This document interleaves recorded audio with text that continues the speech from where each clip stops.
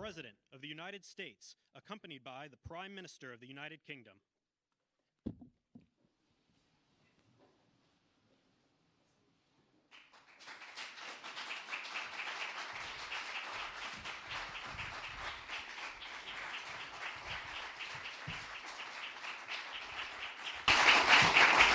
Thank you very much.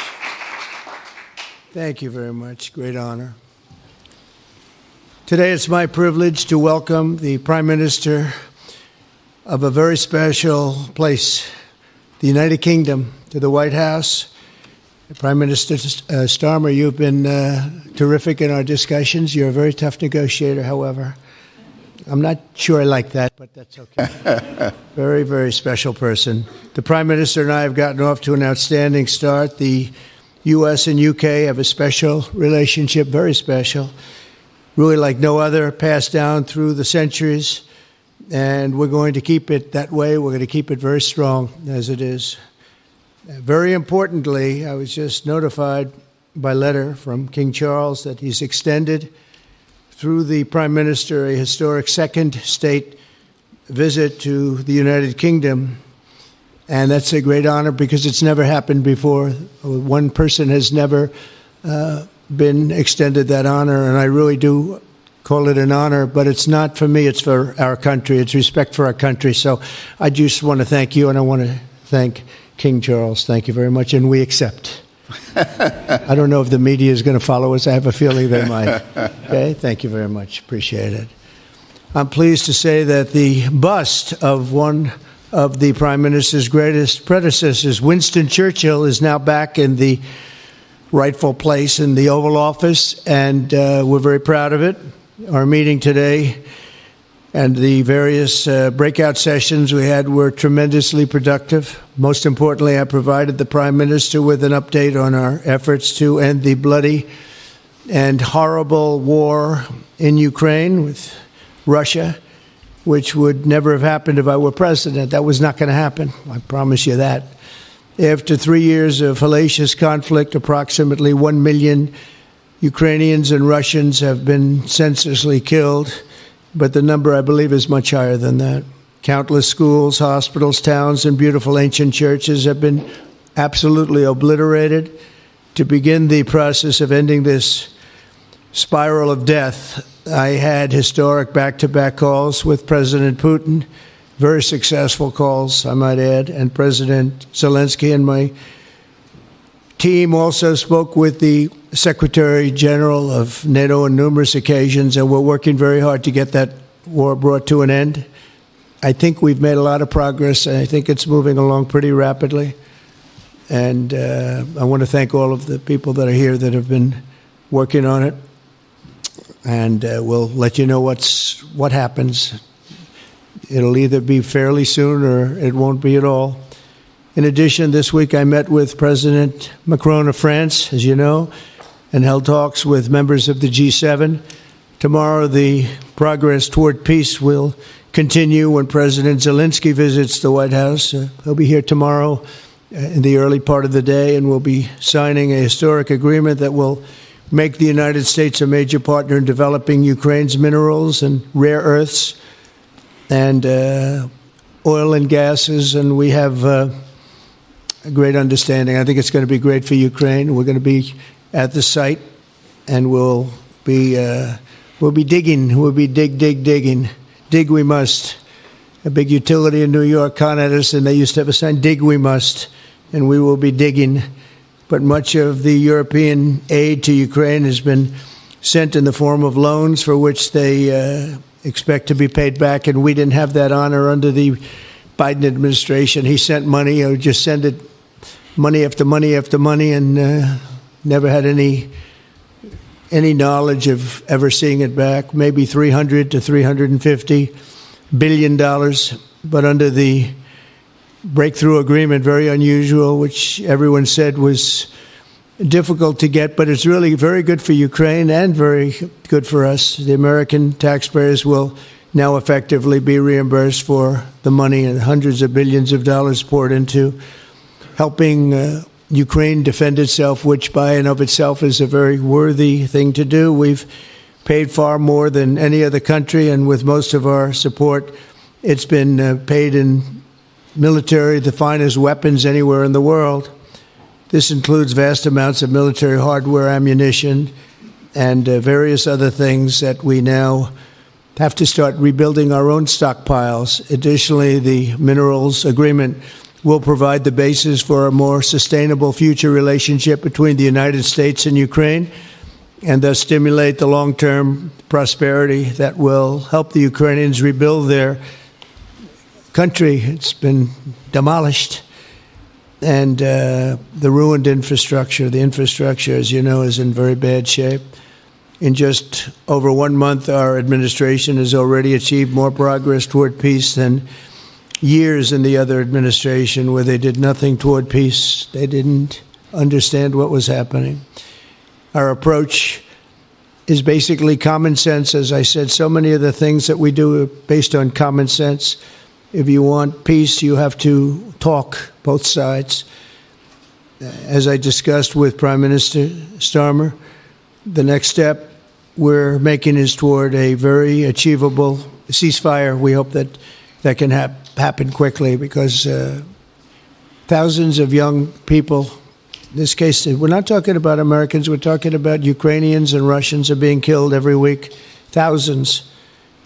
And it's a rough battlefield. It's a flat piece of land, and the bullet only stops when it hits somebody.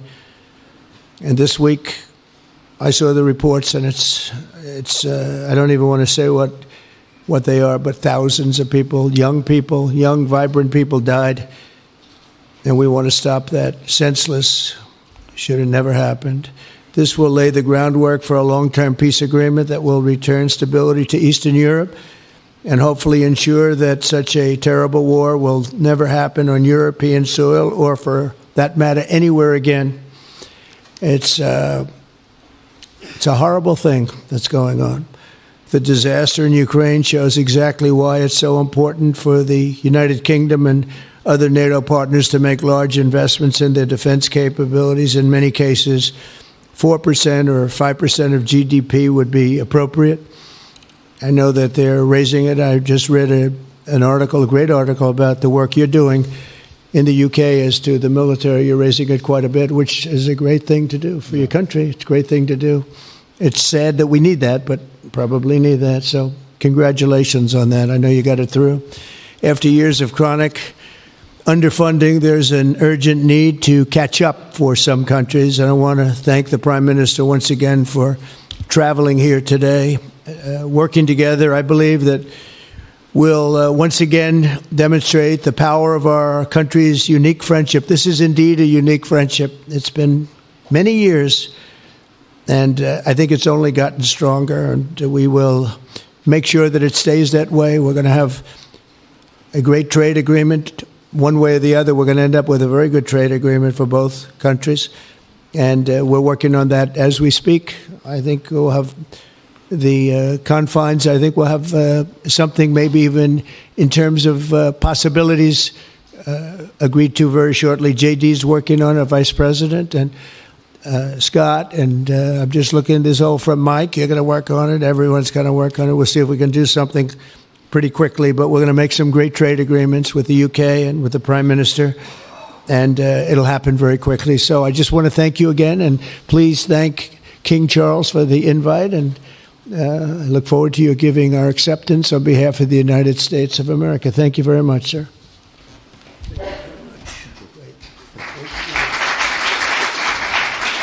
Thank you.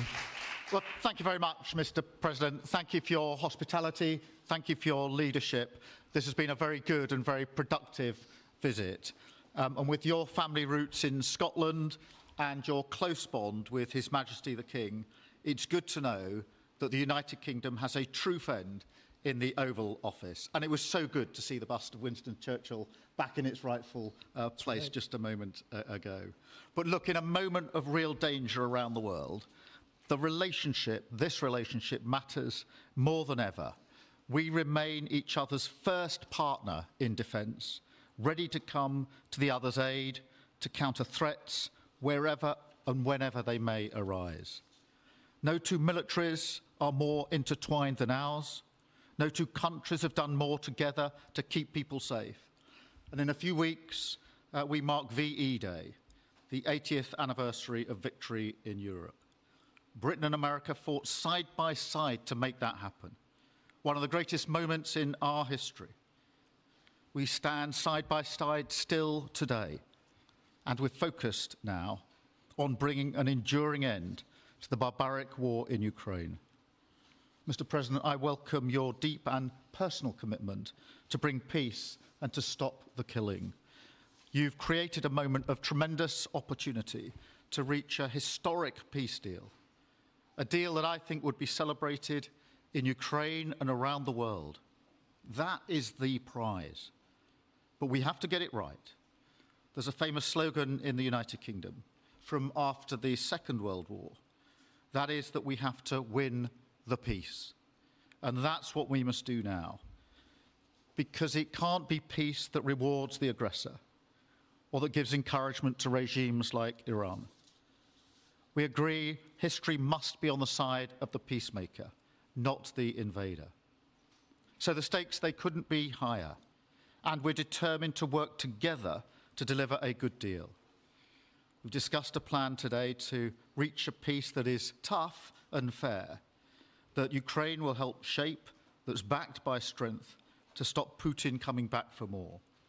Now, I'm working closely with other European leaders on this, and I'm clear that the UK is ready to put boots on the ground and planes in the air to support a deal, working together with our allies, because that is the only way that peace will last. Mr. President, in this new era, you're also right that Europe must step up. And let me tell you now, I see the growing threats we face, and so the UK is all in. This year we'll be giving more military aid to Ukraine than ever, and just this week I've set out how we're shouldering more of the security burden. We're already one of the biggest spenders in NATO, and now we're going much further, delivering Britain's biggest sustained increase in defence spending since the Cold War. This isn't just talk, it's action, rebalancing the transatlantic alliance, making us all stronger, and standing up for our shared values and shared security, as Britain always has. And Mr. President, it's no secret we're from different political traditions, but there's a lot that we have in common. We believe it's not taking part that counts. What counts is winning. If you don't win, you don't deliver. And we're determined to deliver for the working people of Britain and America, who want and deserve to see their lives improve. So we're both in a hurry to get things done, and that's what the UK and US do when we work together. We win and we get things done. So we'll do what it takes to keep our people safe. We'll also work together to deliver some big economic wins that can benefit us both. We have a $1.5 trillion invested in each other's economies, creating over 2.5 million jobs across both economies. Our trading relationship is not just strong, it's fair, balanced, and reciprocal. We're leaders together in so many areas, ranked 1 and 2 in the world as investment destinations, 1 and 2 for universities, 1 and 2 for Nobel Prizes, 1 and 2 in golf as well, by the way, and we're the only 2 Western countries with trillion-dollar tech sectors, leaders in AI. And look, we take a similar approach on this issue. Instead of over-regulating these new technologies, we're seizing the opportunities that they offer.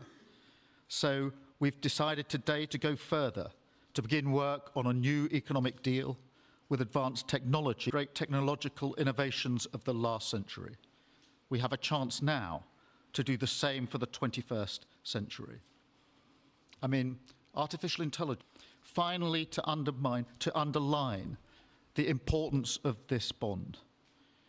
It was my privilege and honour to bring a letter with me today from His Majesty the King, not only sending his best wishes, but also inviting the President and the First Lady to make a state visit to the United Kingdom, an unprecedented second state visit. This has never happened before.